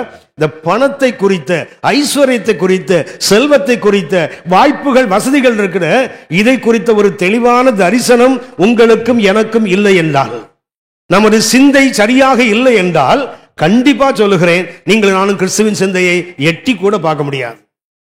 ஏன் இதற்கு திரும்ப திரும்ப சொல்லுகிறேன் என்றால், இயேசு மிக தெளிவாக சொல்லுகிறார். இயேசு பிறந்த போது நம்ம எல்லாருக்கும் தெரியும் என்ன சொல்லப்பட்டது? எல்லா ஜனத்துக்கும் மிகுந்த சந்தோஷத்தை உண்டாக்கும் நற்செய்தி சொல்லப்பட்டதை தவிர ஆசீர்வாதம் சொல்லப்படல. இயேசு உங்களுக்கு பிறந்திருக்கிறார், உங்களெல்லாம் ஆசீர்வதிப்பார் சொன்னார் இல்லையே. என்ன உண்டாகும்? மிகுந்த சந்தோஷம். உங்களுக்கு தெரியும் நினைக்கிறேன், பிளெஸிங் என்று சொல்லுகிறோமே ஆங்கிலத்தில், ஆசீர்வாதம். அதற்கு பழைய ஏற்பாட்டில் சொல்ற பேர் என்ன தெரியுங்களா? ஆசேர். யாக்கோபின் 12 பிள்ளைகள் ஒருவனுக்கு பேர் ஆசேர் என்று இருக்குது. பழைய ஏற்பாட்டில் என்ன? ஆசேர். புதிய ஏற்பாட்டில் இந்த செல் அந்த ஆசீர்வதிக்கப்பட்டவன் என்பதற்கு மெக்காரியோஸ் என்ற ஒரு கிரேக்க வார்த்தை, பழைய ஏற்பாட்டில் ஆசேர் என்ற எபிரேய வார்த்தை, புதிய ஏற்பாட்டில் மெக்காரியோஸ் என்ற கிரேக்க வார்த்தை. இரண்டுக்கும் ஒரே அர்த்தம் தான், மோஸ்ட் ஹாப்பி. ஆசீர்வாதம் என்பது எது? எது சந்தோஷத்தை கொடுக்கிறதோ, உண்மையான சந்தோஷத்தை எது கொடுக்கிறதோ அதுக்கு பேர் தான் பேரு ஆசீர்வாதம். ஆனா இன்றைக்கு யோசித்து பாருங்க, பணத்தினால பணப்பிரியம் திருப்தி ஆயிடுவானா? செல்வத்தினால செல்வப்பிரியம் திருப்தி ஆகிறானா? ஆக முடியாது. ஏனென்றால் அது உண்மையான சந்தோஷத்தை கொடுக்காது. ஆகவே தான் இயேசுவின் அந்த சிந்தை உங்களுக்கு எனக்கும் வர வேண்டும். கிறிஸ்துவின் சிந்தை இன்றைக்கு வர வேண்டுமானால் ஒன்று, முதல்ல சொன்னேன், தேவ சித்தத்தை செய்ய வேண்டுமானால் என்ன வேண்டும்? உறவுகளை ஒதுக்கிவிட்டு உன்னதத்துக்கு நேராக திரும்பினால் மாத்திரமே கிறிஸ்துவின் சிந்தை வரும். அதுதான் இயேசு செய்தார். 12 வயதில் அவர் தெரிந்து கொண்டார், தேவனுடைய வீடா இல்ல என்னுடைய வீடா, நான் வாழுகின்ற என் தகப்பன் தாயா இல்ல உன்னதத்தில் இருக்கிற தகப்பனா? இயேசு அதை தெரிந்து கொண்டுதான் ஆலயத்தில் இருந்து விட்டார். அவங்க வந்து திருப்பி கூட்டிட்டு போயிட்டாங்களே தவிர, அவர்கள் ஒருவேளை வராம இருந்திருந்தா, அடுத்த வருஷம் வந்திருந்தா இயேசு அங்கேதான் உட்கார்ந்திருப்பார். அன்புக்குரியவர்களே, இரண்டாவது ஒன்று என்ன தெரியுங்களா? ஆலயம் சுத்திகரிக்கப்பட வேண்டும். ஆலயம் நீங்களும் நானும் தான். நாம் தான் கர்த்தருடைய ஆலயம். இந்த ஆலயத்தில் என்ன வேண்டும்? பொருள் வேண்டும். நான் எப்போதுமே சொல்லுவேன், உண்மையா நம்ம ஊழியம் செய்யணும்னாலே நமக்கு நிறைய பணம் வேணும். உண்மையாக யாரையும் ஏமாத்தாம, யார்ட்டையும் எதிர்பார்க்காம கர்த்தருடைய ராஜ்யத்தின் விரிவாக்கத்துக்கு இன்னும் பயன்பட வேண்டுமானால் கண்டிப்பா என்ன வேண்டும்? பணம் வேண்டும். ஆனால் பண ஆசை வந்து விட்டால் எதையும் செய்ய துணியும். பண ஆசை வந்து விட்டால் வேற யாருக்காகவும் ஜெபிக்காது. எதுக்கு தான் ஜெபம் பண்ணோம்? நமக்கு மாத்திரமே ஜெபம் பண்ணிட்டு உட்கார்ந்துருப்போம். ஆண்டவர் எனக்கு இதை கூடி, என் பிள்ளைக்கு இதை கூடி, எங்க மச்சானுக்கு இதை கூடி, மாமா இதை தான் ஜெபம் பண்ணிட்டு இருப்பேன். யாருக்கல்ல, பிறருக்காக ஜெபிக்கிற அந்த எண்ணம் நம்ம விட்டு போயிடும். ஒன்று, இயேசுவில் வைராக்கியம் காட்டினார் உறவுகளை பிரிப்பதில். இரண்டாவது என்ன?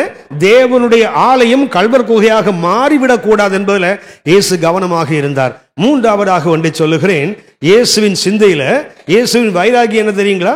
மார்க் 3ஆம் அதிகாரம் 21ஆம் வசனம் வாசிங்க. அவருடைய இனத்தார் இதை கேட்டபோது அதை கேட்டபோது அவர் மதிமயங்கி இருக்கிறார் என்று சொல்லி இயேசுநாதர் லூசு. நான்கு, இயேசுவில் இருந்த சிந்தையை நான் உங்களுக்கு சுட்டி காட்டுகிறேன். இயேசுவுக்கு என்ன ஆச்சுதான்? மதிமயங்கின்னு போட்டிருக்குத. அதுக்கு பயன்படுத்துகின்ற கிரேக்க வார்த்தை எக்ஸிஸ்டி என்ற ஒரு கிரேக்க வார்த்தை. அதன் பொருள் என்னவென்றால், இவர் ரொம்ப தூரம் போயிட்டார். மதிமயங்கி இருக்கார் என்று சொல்றாங்களே, அதுக்கு பயன்படுத்தப்படுகின்ற எக்ஸிஸ்டி என்ற அந்த கிரேக்க வார்த்தையின் அர்த்தம் என்னவென்றால், இஸ் டிரான்ஸ்போர்ட்டட் டூ ஃபார். இருக்க வேண்டிய இடத்தை விட்டு ரொம்ப தூரம் தள்ளி போயிட்டார். புரியுற மாதிரி சொல்றேன். லூக்கா 15ஆம் அதிகாரம் 17ஆம் வசனம் வாசிங்க. அவனுக்கு புத்தி தெளிந்த போது அது வரைக்கும் என்ன இருந்தது அவனுக்கு? அந்த இளைய குமாரனை பற்றி சொல்வது. அவனுக்கு என்ன திரும்பிட்டான்? புத்தி. அப்படின்னா அது வரைக்கும் என்னவா இருந்தான்? ஏங்க, புத்தி தெளிந்துன்னா அது வரைக்கும் புத்தி கலங்கி போய் தானே இருந்திருக்கணும். அப்படி நம்ம யாரு? மென்டல், பைத்தியம் முடிச்சவன், சரியா? ஆனால் அதுக்கு கிரேக்க மொழியில் எப்படி இருக்குது? when he came to himself, அவனுக்கு புத்தி தெளிந்த போதுன்னு போட்டிருக்குது. அதுக்கு ஆங்கிலம் என்ன சொல்ல தெரியுங்களா?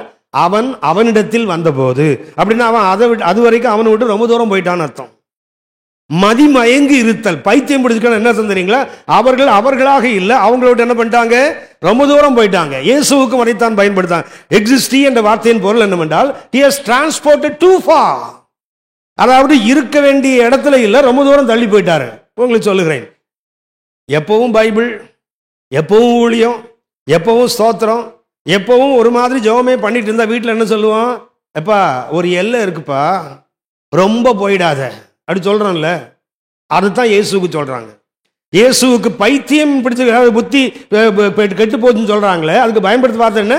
ரொம்ப தூரம் போயிட்டாரு. சாமின்னு ஒரே பைத்தியம். பாருங்களேன், திருமணமான ஒரு தம்பி பைபிள் தூக்கி வச்சுக்கிறாரு. கத்தர் ஸ்தோத்திரம், ஆஸ்பத்திரி கத்து போக சொன்னாரு. கத்தர் அங்கே போச்சார், இங்கே போச்சார். ஓடுனா அந்த கொஞ்ச நாளைக்கு அப்புறம் ரட்சிக்கப்பட்ட மனைவி தான் ஒரு நாள் சொல்லிச்சு, உனக்கெல்லாம் எதுக்குயா கல்யாணம்? பேசாமல் சாமியாரா போயிருக்க வேண்டியதானே? எதுக்கு உனக்கெல்லாம் ஒரு பைபிள்? அவ கல்யாணம் பண்ணாமல் இருந்திருக்கலாமே. என்னைக்கு நீங்களும் நானும் கர்த்தர் ராஜ்யம், வேதம், வசனம், ஊழியம் இப்படி நீங்க போனீங்கன்னா உங்களுக்கு எனக்கு என்ன பேர் வரும்? ரொம்ப தான் ஓவரா போறாரு இவர். இயேசுவுக்கு சொன்ன வார்த்தை அதுதான். என்னைக்காவது உங்களை யாராவது இப்படி சொல்லியிருக்காங்களா? இயேசு பைத்தியம் பிடிச்சுன்னு சொல்லியிருந்தா நீங்கள் நானும் சரியான கிறிஸ்துவின் சிந்தையில இருக்கிறோம். இன்னும் உங்களை பைத்தியம் பிடிக்கலன்னு சொல்லாம இருந்தாங்கன்னா கண்டிப்பா நீங்கள் நானும் இன்னும் போக வேண்டிய தூரம் நிறைய இருக்கு. நிறைய போனாதான் என்ன பேர் வரும்? லூசுன்னு பேர் வரும். ஒண்ணு கவனிங்க, இயேசுவுக்கு 3 வட்டங்களிலும் பைத்தியக்காரன் என்று பட்டம் சூட்டப்பட்டது. ஒன்று எங்க? இனத்தார் நடுவில். யார் சொன்னாங்க? அவனுடைய உறவினர்கள், அவனுடைய நண்பர்கள் சொன்னாங்க பைத்தியம் முடிச்சிட்டு பாருதுக்கு. இரண்டாவதாக யோவான் 10ஆம் அதிகாரம் 20ஆம் வசனம் வாசிங்க. யோவான் 10:20. அவர்களில் அநேகர் இவன் பிசாசு பிடித்தவன், பைத்தியக்காரன். யார் இவர்கள்? யூதர்கள்.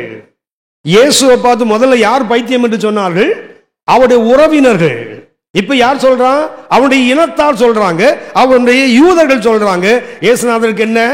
பைத்தியம். மூணாவது யார் சொன்னா பாருங்க. 1 கொரிந்தியர் 1ஆம் அதிகாரம் 23ஆம் வசனம். 1 கொரிந்தியர் 1ஆம் அதிகாரம் 23ஆம் வசனம். நாங்களும் சிலுவையில் அறையப்பட்ட கிறிஸ்துவை பிரசங்கிக்கிறோம். அவர் யூதருக்கு இடரலாயும் கிரேக்கருக்கு பைத்தியமாயும். அடுத்தது யாருக்கு பைத்தியம்? புறவினத்து மக்களுக்கு, கிரேக்கனுக்கு பைத்தியம். 3 வட்டங்கள் தான். ஒன்று என்ன? உறவினர், இன்னொன்று இனத்தை சார்ந்தவர்கள், அடுத்தது புறவினத்து மக்கள். 3 பேரும் இயேசுநாதருக்கு கொடுத்த பட்டம் என்ன? லூஸ், பைத்தியம். இன்னைக்கு உங்களுக்கு எனக்கு இந்த பட்டம் வந்திருந்தால் நாம எங்க இருக்கிறோம்? சரியான கிறிஸ்துவின் சிந்தையில் இருக்கிறோம். 2 கொரிந்தியர் 5ஆம் அதிகாரம் 13ஆம் வசனம் வாசிங்க. நாங்கள் பைத்தியம் கொண்டவர்கள் என்றால், நாங்கள் பைத்தியம் கொண்டவர்கள் என்றால் தேவனுக்காக அப்படி இருக்கிறோம். யாருக்கு பைத்தியம்? கிறிஸ்துவுக்கு பைத்தியம். தேவனுக்காக பைத்தியமா இருக்க வேண்டும், உலகத்துக்காக அல்ல, உலகத்து மனிதர்களுக்காக அல்ல. யாருக்காக இருக்கணும்? தேவனுக்காக.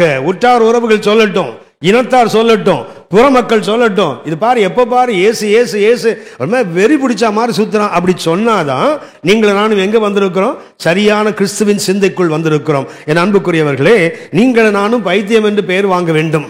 நம்ம எல்லாருக்கும் தெரியும், T.L. மூடி என்று ஒரு நல்ல தேவ மனிதன் இருந்தார். இந்த T.L. மூடிக்கு ஒரு வழக்கம் என்னன்னா, அவர் புதிதாக யாரை பார்த்தாலும் அவருக்கு போய் என்ன சொல்வாரு? நீ ரட்சிக்கப்பட்டிருக்கிறியா? ரட்சிக்கப்படாவிட்டால் இயேசுவை சொந்த ரட்சகராக ஏற்றுக்கொள். உடனே சொல்லுவார். யாரா இருந்தாலும் பரவாயில்ல, எவ்வளவு பெரிய ஆளா இருந்தாலும் பரவாயில்ல. ஒரு நாள் புதிதாக ஒருத்தரை பார்த்தார். யாருன்னு இவருக்கு தெரியாது. நேர போனாரு. அவர் பிலீவ, நீ விசுவாஸ் தானா? அப்படி பார்த்தான். பார்த்தோன்னே தெரிஞ்சு போச்சு ரட்சிக்கப்படாதவன். நீ இயேசுவை ஏற்றுக்கொள். உடனே அவர் சொன்னாரு, மைண்ட் யுவர் ஓன் பிஸ்னஸ். இவர் சொன்னாரு இயேசுவை ஏற்றுக்கொள்ள, சொந்த ரட்சகரை ஏற்றுக்கொள்ள. அவன் சொன்னான், அவன் வேலையை பார்த்துட்டு போடா. மூடி சொன்னாரு, இதுதான் என் வேலை. அதான் சொல்றேன், இதுதான்ப்பா என் வேலை. அப்ப அவன் சொன்னான், அப்ப நீ கிறுக்க மூடியா இருக்கணும். நீ யாரா இருக்கணும்? பைத்தியக்கார மூடி நீ தானே. அவனுக்கு தெரியாது. இவன் சொன்னதை வச்சு கண்டுபிடிச்சிட்டான். நீங்களை நானும் இப்படி பேர் வாங்கணும். Praise the Lord. யார்கிட்டயா போய் இயேசுவை பற்றி சொன்னா, ஓஹோ நீ தானே அந்த ஆளு, அப்ப நீ லூசு தான். அந்த இடத்துக்கு நீங்கள் நானும் வராவிட்டால் கிறிஸ்துவின் சிந்தை நமக்குள்ள வரல. நான்காவதாக ஒன்றை சுட்டி காட்டுகிறேன். கிறிஸ்துவின் சிந்தை உங்களுக்கு எனக்கு இருக்க வேண்டுமானால் அந்த வைராக்கியம் எது வரைக்கும் இருக்கணும் தெரியுங்களா? தொடங்குவதில் அல்ல, அது முடியும் வரை அந்த பைத்தியம் தொடர்ந்து இருக்கணும். வைராக்கியம் சொன்ன கிறிஸ்துவுக்காக வைராக்கியம், தேவனுக்காக வைராக்கியம் பாராட்டுகிறோம். எது வரைக்கும் இல்ல? தொடங்குவதற்கு அல்ல. தொடங்குவதற்கு எல்லாருக்குமே வைராக்கியம் இருக்குது. ஆனா முடிப்பதற்கு யோசித்து பாருங்க. எத்தனை காரியங்களை நாம் தீர்மானித்தோம், இன்னைக்கு எத்தனை காத்துல விட்டுட்டோம்னு யோசித்து பாருங்க.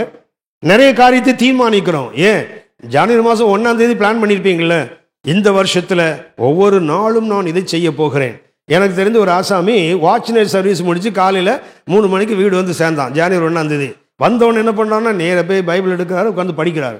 என்னன்னு கேட்டார், வருஷம் தொடங்கி இருக்குல்ல, அது எதுல ஆரம்பிப்போம்? அன்னைக்கு ஒரு நாள் போடும், அதுக்கப்புறம் 364 நாள் லீவு. ஏன்னா படிச்சிட்டார்ல, 1ஆம் தேதி படிச்சிட்டார்ல. தொடங்குகிறவர்கள் அநேகர், அதை தொடர்ந்து செய்பவர் எத்தனை பேர்?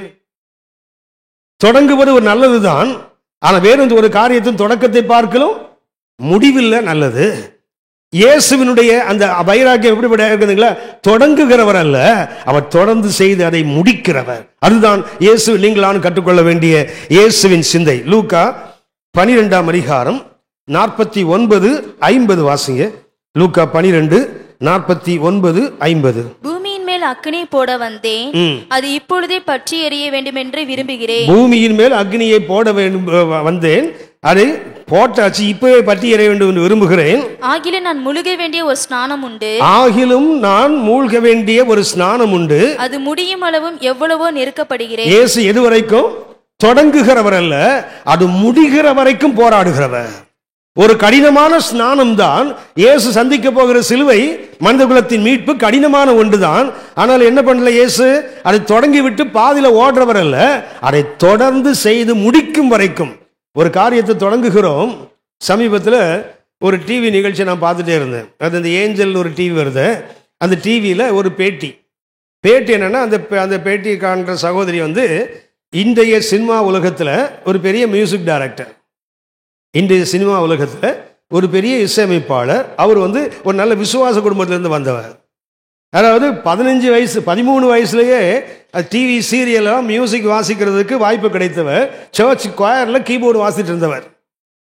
அவர் அங்கே வந்துட்டார். இப்போ அவர் திருமணமாகி ஒரு குழந்தை இருக்குது. அவருடைய மனைவியும் பேட்டி காண்றாங்க. இந்த அம்மா கேட்குறாங்க, ஆமாம் ஜனவரி 1ஆம் தேதி வந்தது இல்லை, நீங்கள் என்ன தீர்மானம் எடுத்தீங்க? எல்லாரும் தீர்மானம் எடுப்பாங்கல்ல. அப்போ அவர் சொன்னார், நான் சின்ன வயசுலேயே ஒரு தீர்மானம் எடுத்துட்டேன். இந்த ஜனவரி 1ஆம் தேதி தீர்மானம் எடுக்கிறது இல்லைன்னு தீர்மானம் எடுத்துட்டேன். ஏன்னா தீர்மானம் எடுத்தால் செய்ய போகிறது இல்லை, அது எதுக்கு எடுப்பானே?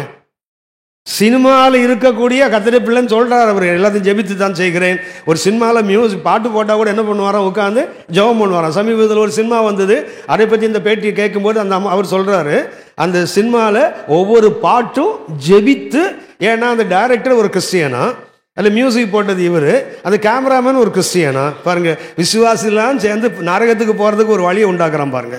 எல்லாரும் சேர்ந்த சினிமா எடுக்கிறானா என்ன சொல்லுகிறான், ஜெபித்து ஜெபித்து தான் நாங்கள் பண்ணோம், ஆனால் தான் அது சூப்பர் டூப்பர் ஹிட் ஆகுது. அப்படின்னா சினிமா எடுத்தால் கூட பரவாயில்ல, ஜெபம் பண்ணி என்ன பண்ண, உபவாசம் பண்ணி சினிமா எடுத்தால் நல்லா ஓடும்.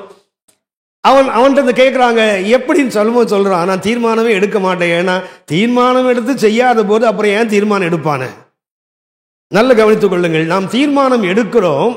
எத்தனை பேர் மோசையை போல தொடங்குகிறோம் தானே, ஆனால் கானானுக்குள்ள போகிறது இல்லைல்ல. ஓர்பாளை போல மோபாவை விட்டோமே, ஆனால் பெத்லகேமுக்கு வந்து சேரல. லோத்தின் மனைவியை போல சோதோமை விட்டால் சோவாருக்குள்ள வரல. தொடங்குவது முக்கியம், அதை காட்டிலும் முடிப்பது அதைவிட முக்கியமாச்சு. இயேசு எப்படிப்பட்டவர்? ஒரு ஸ்நானத்துக்குள் அவர் வந்தார். சொல்லுகிறார், அது முடியும் வரை நான் எவ்வளவோ நெருக்கப்படுகிறேன் என்று சொன்னாரு. நெருக்கப்பட்டாலும் என்ன செய்வதில்லை, அவர் தன்னுடைய தீர்மானத்தை விட்டு பின்னாடி போறதில்லை. இந்த கிறிஸ்துவின் சிந்தை, இந்த வைராக்கியம் உங்களுக்குள் எனக்குள் இருக்க வேண்டும். மார்க்கு 9ஆம் அதிகாரம் 32ஆம் வசனம் வாசிங்க. மார்க்கு 9ஆம் அதிகாரம் 32ஆம் வசனம். அவர்களோ அந்த வார்த்தையை அறிந்து கொள்ளவில்லை. இயேசு தன்னுடைய மரணத்தை பற்றி பேசிக்கொண்டே போகிறார். He is heading towards Jerusalem. எருசலேமுக்கு நேராக இயேசு போய் கொண்டிருக்கிறார். சொல்லுகிறார், நான் எருசலேமுக்கு போவேன், மூப்பர்கள் கரங்களில் பிடிக்கப்படுவேன், அவர்களின் சிலுவையில் அறைவார்கள், என்னை கொல்லுவார்கள். இதெல்லாம் சொல்லிட்டே வராரு. கூட போகிற சீஷர்களுக்கு அது புரியவில்லை. வாசிமாப்போம். அதை குறித்து அவரிடத்தில் கேட்கவும் பயந்தார்கள். புரியல, கேட்கறதுக்கு என்ன பயம். அவர் கப்பர்நகமுக்கு வந்து வீட்டிலே இருக்கும்போது அவர்களை நோக்கி, நீங்கள் வழியிலே எதை குறித்து உங்களுக்குள்ளே தர்க்கம் பண்ணினீர்கள் என்று கேட்டார். 32ஆம் வசனமாமா, 9:32. அவர்களோ அந்த வார்த்தையை அறிந்து கொள்ளவில்லை. அதை குறித்து அவரிடத்தில் கேட்கவும் பயந்தார்கள்.